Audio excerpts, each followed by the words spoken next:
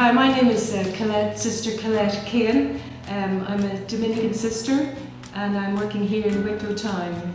I'm from Belfast originally, as you might know from the accent. So I joined the Dominican congregation, the Cabra congregation in Ireland, and it's a congregation, and the sisters traditionally have always been involved in education. So St Dominic talked about teaching people the truth. More recently I've become involved in, you might call it, earth literacy. So to try and look at how we're living as human beings on the planet. We know now it's not sustainable. And so we developed this ecology centre and organic farm in the 1990s, inspired by the work of people like Thomas Berry and Miriam Tresna-Gillis, Vedana Shiva, people that have realised that organic, sustainable living is the way that can sustain the planet.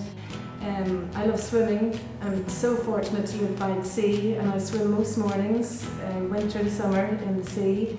I enjoy going out with friends. My mum and dad bought me a guitar one year for Christmas, and I taught myself the guitar and went up to the local folk group in the church, and a great place to learn a lot of music with a lot of young people. Many people ask me why did I want to become a religious sister, a Dominican sister, and I found myself going back to my childhood. I grew up in a Catholic family. My mum and dad were very devout Catholics. We prayed the rosary as a family. I have 3 brothers and 2 sisters.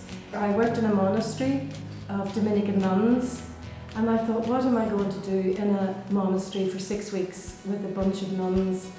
And it was some of the best time of my life, I think. I went subsequently for several years to that monastery. There was great laughter, life, humour. The sisters were working the farm then, and by day they might be wearing jeans and sometimes sitting on a Massey Ferguson tractor. And then they would puncture the day with prayer and the rhythm of prayer, and then they would go into the chapel, sing the Divine Office, prayer of the church as we call it, and puncture the day with work and prayer and meditation and relaxation. And it was a lovely life. I do like living in community with other people for a greater cause, in particular in this community where we're all involved in the same ministry, which is the ecology and the farm. It's a great lesson. I'm not sure it's my favourite part of religious life or the part I love most. It's actually when it comes to liturgy. I do love singing when we get together as a congregation and we sing in the chapel. It kind of lifts the hairs on the back of your head sometimes when you hear beauty and harmony. Maybe something as ancient as Adoro Te Devote. I still do like the Latin occasionally.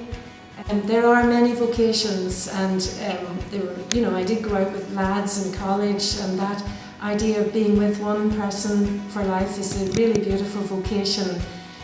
It just wasn't for me. Some people were really upset at college when I said I was going to join religious life. They got really upset and said, what a waste. And they saw my joining as an end of something. And yet, for me, it was the opening up of something, and it has allowed me to flourish.